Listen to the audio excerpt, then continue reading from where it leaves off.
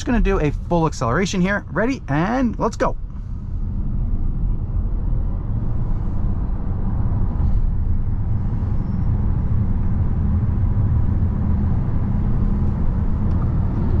As far as the acceleration goes, I would say it's good. All right, guys, today we are at Audi Queensway and we are taking a 2023 Q4 E-Tron out for a test drive. So this is a pure electric SUV, about 325 horsepower with 380 kilometers of range. Now, you'll notice with a lot of EVs that the grille at the whole front gets sealed up because EVs just don't need all that airflow to cool down radiators and whatnot like, you know, the gas engine cars do. We have a little bit of air cold coming through for the air conditioning, and that's pretty much it.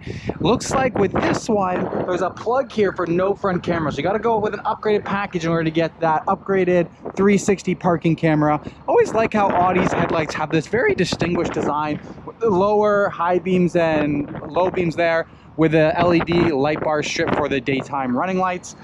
Compared to the other e-tron Audis that I've test driven, looks like this one actually has a chrome grille compared to an LED grille that will light up for you. We have S-Line trim on this one, so it's a bit more of the sport package with the maybe the S-Line wheels. We have the aluminum side skirt along the bottom. I mean, comparably wise, this is like a BMW X3 or maybe the Mercedes-Benz GLC. Oh, it's a windy day today. I like how Audi always puts the e-tron at the back. And they have this whole light bar that comes across the whole trunk there. Full power tailgate for us, privacy cover that can disconnect and come out, and then also additional storage down for the road bars or the roof rails. This is the Audi charger that you're going to get, so it looks like it's a flex charger as well with a 120 volt or a 240 volt there, level 1 and level 2 charging. Let's put that, oh, I left that there, that's why. Let's put that back into place. Let's close the tailgate. Coming around to the side, I'm looking for the charging port. Usually on all the other e-trons that I drove, the charging port was right at the front.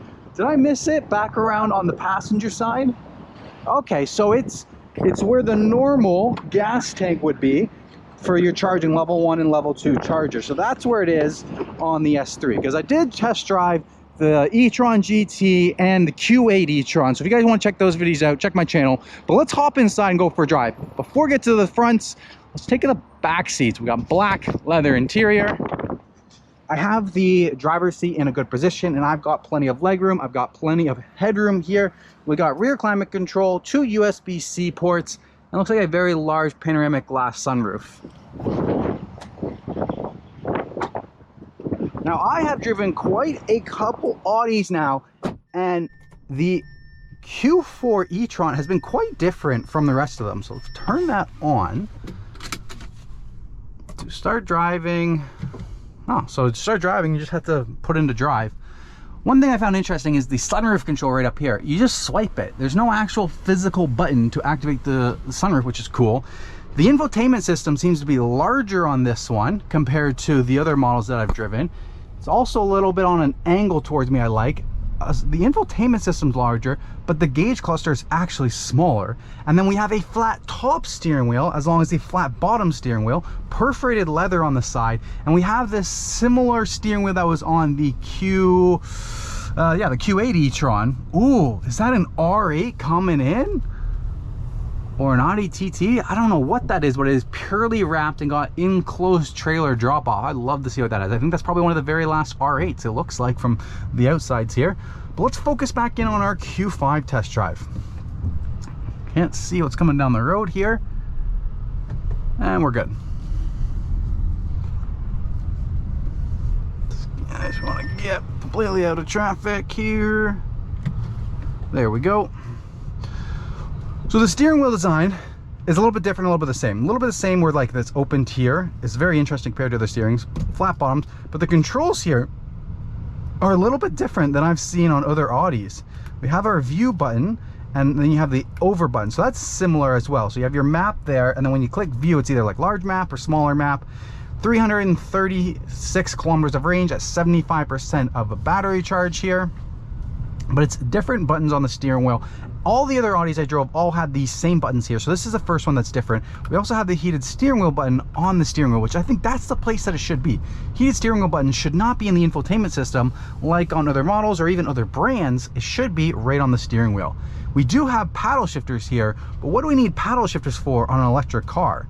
When I click this, little button in the screen here goes there, and I believe this is for the regenerative braking. So we'll play around with that a little bit as we get on the road. We're gonna start off with some highway driving, and then we'll do a little bit of city driving. I'll play around with the infotainment system, show you guys everything that the infotainment system has to offer. One thing I do like about this car is there's an LCD screen for your climate control, but still physical buttons of where you want those temperatures to be, and it's not pushed into the climate menu here like on some other brands or even some other models. Like some other Audi models have a full LCD screen here for it. So we are starting off in dynamic mode. There's nobody behind me. So what I'm gonna do is we're just gonna do a full acceleration here. Ready? And let's go.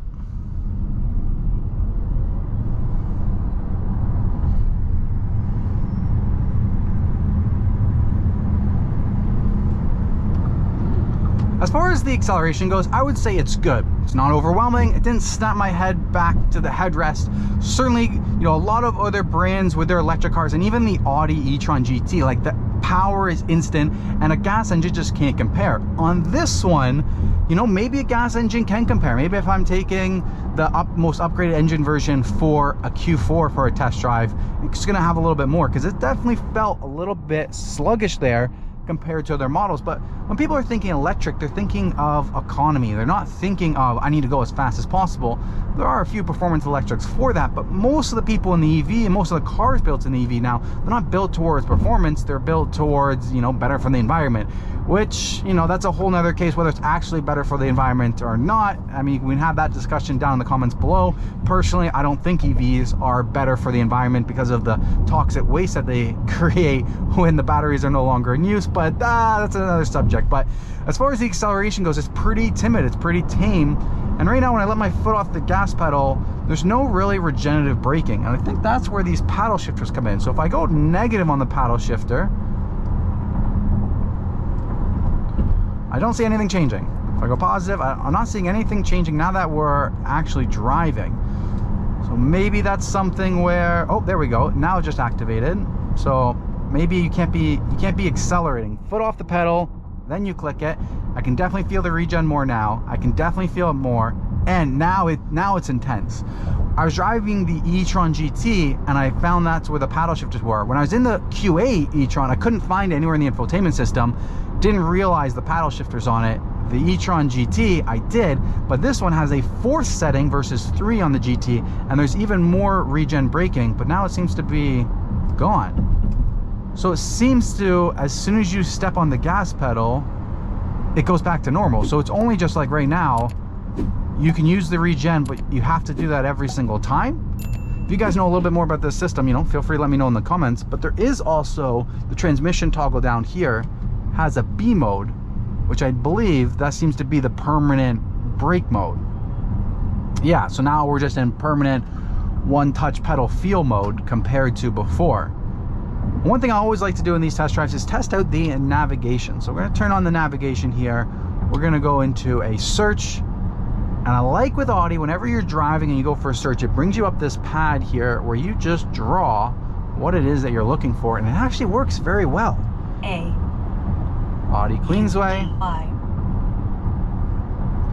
And we will start. I like how their navigation system is like a satellite mode too. Now keep right. I don't like how there's always voice. So we're gonna go voice guidance and we're gonna turn that off. But I do like how it's always like a satellite mode.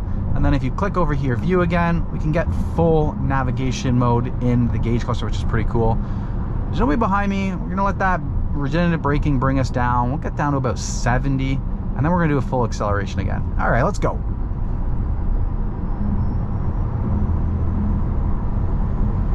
So yeah, it's not overwhelming like a lot of other electric cars are. It's you know, same amount of power that you're gonna get out of some gas engines.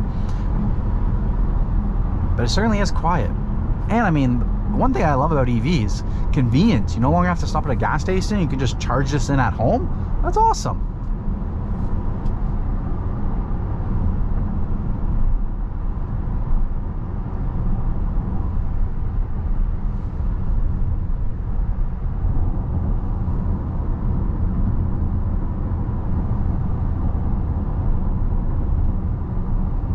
feel like I always come this way, but is there another? I gotta try that on the next test drive. I always come this way. I mean, the car has been quite comfortable as well. Not as big and as floaty as the Q8, but you know, a nice tight feel. I can't get over this flat top and flat bottom steering wheel. This regenerative braking is nice. Like, I'm not doing anything. The car is slowing down by itself. Okay, now we're gonna need a little bit of additional braking here, but that regenerative braking does quite a lot. We'll let everyone go here through this corner. Play around a little bit with the infotainment system. Turn our fan down. Let's put it on auto. And we got some room here. The EVs are certainly taking over the market, and Audi seems to have a lot of EV options. So far I've driven the Q8, the Q4, the E-Tron GT. There's quite a lot of full EV options from Audi. Audi or Audi? Do you guys say Audi or Audi? Let me know down below in the comments how you guys say it. If you guys have made it this far, please do me a favor, help me out with the YouTube algorithm. Smash the like button, subscribe to the channel. Just help me out, helps me out with the channel, helps me growing. If you guys are interested in other POV virtual test drives, check out my channel. If you guys are in the Toronto marketplace and you're looking to purchase an Audi, help me out and go into Audi Queensway. Let them know that you watched my YouTube video and that's why you're coming in. Helps me out with them loaning me these vehicles for a test drive. You know, I want to make sure it's a win-win situation. You guys get a feel virtual test drive what the interior cockpit, my opinion on the drive of this vehicle feels like. Audi dealership gets some promotion at Audi Queensway, and when you guys are ready to go in and purchase your vehicle, they'll help you out with an excellent purchase experience. Now, with this infotainment system, on all the other ones I didn't notice, but this one has a car symbol at the bottom to go into all of the car settings, where the other ones are limited to that, and you got to swipe over and go into vehicle. So a little bit of a quicker menu there. Down below we have a drive select button, parking button, and then this little vehicle with the circles around it is into the driver's assistance. So speed warning, traffic light information, we have adaptive cruise control settings, where we're driver's assistance, distance warning, lane departure warning, Audi Presense, side assistance, exit warning, emergency assistance. So there is a ton of safety systems in this Q4 E-Tron. Lights and visibility is always a menu I like to go into. Interior lighting, turn up the brightness. Interior lighting, there's no ambient lighting on this one, it's just brightness, where all the other Audi models you could choose the colors and everything. Rain sensing wipers is something that's in here. Parking aid systems, automatic activation, air conditioning, settings and services. And you can set some favorites. That's pretty much the gist of the infotainment system menu. You can swipe down. Definitely has some more options compared to other vehicles on the market, and some other vehicles on the markets do have a few more options. BMW, I believe, has a little bit more customization to everything inside the vehicle. Maybe it's a little easier to go to just because I'm used to it. The volume and control is a little bit of an odd one down here, a little bit far away, but you do have that on the steering wheel as well. So I guess that's really more for the passenger, and the driver, you really should be doing it from the steering wheel. One thing that I always find interesting about the Audis that I test drive is the cruise control stick is always in the same position down here. Now these steering wheels with this big cutout actually make it so it's more visible, but some of them it's a little bit harder to find.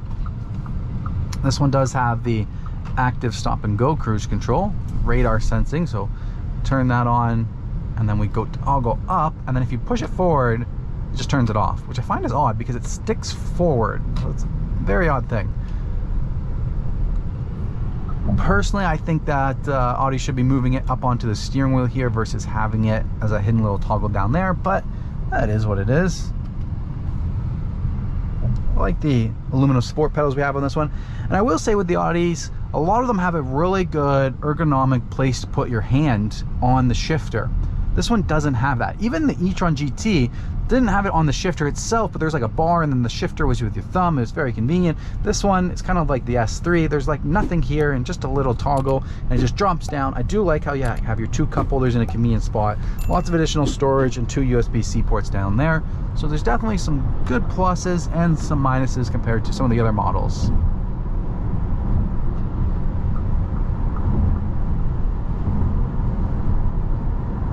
Definitely feel a lot more wind noise in the Q4.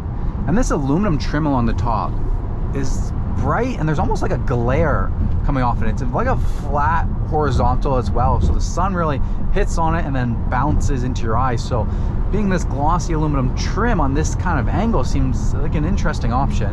And of course we have the E-Tron badge on the inside here too.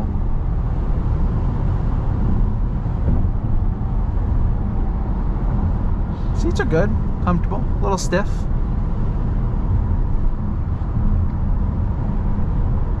Wow, it's quite a lot of road noise.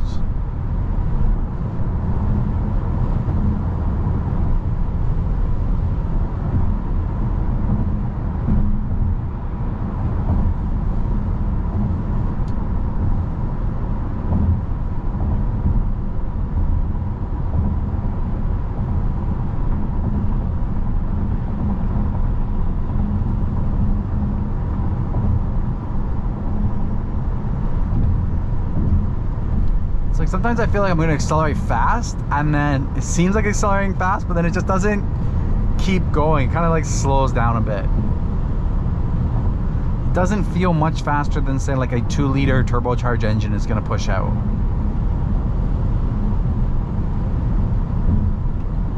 We'll set that radar sensing cruise control.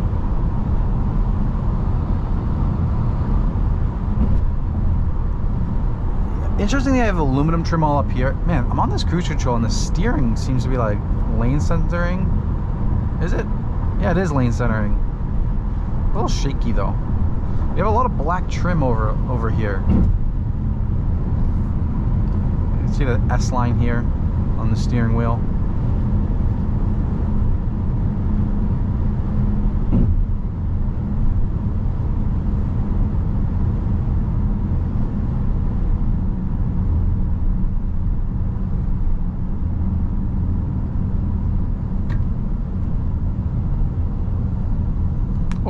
I'm in the wrong lane.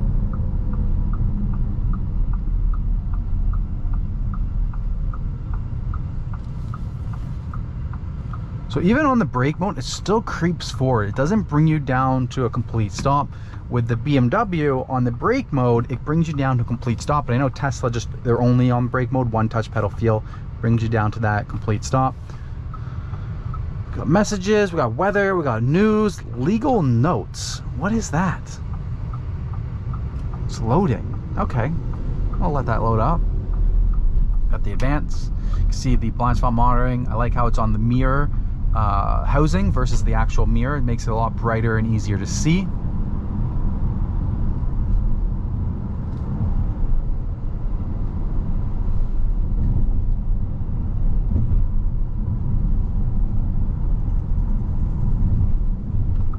All right, so we are back at Audi Queensway.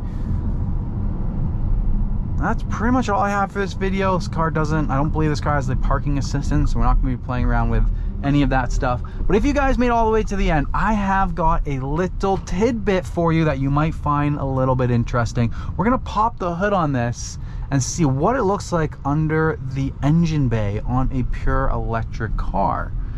All these parking spots are a little tight to get into, so let's back up here.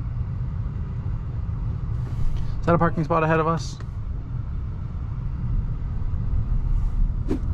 Not really. Oh.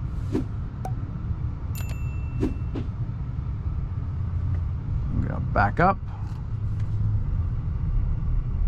Find ourselves a parking spot. And then I'll hop out and show you guys the hood. So it is a little bit interesting.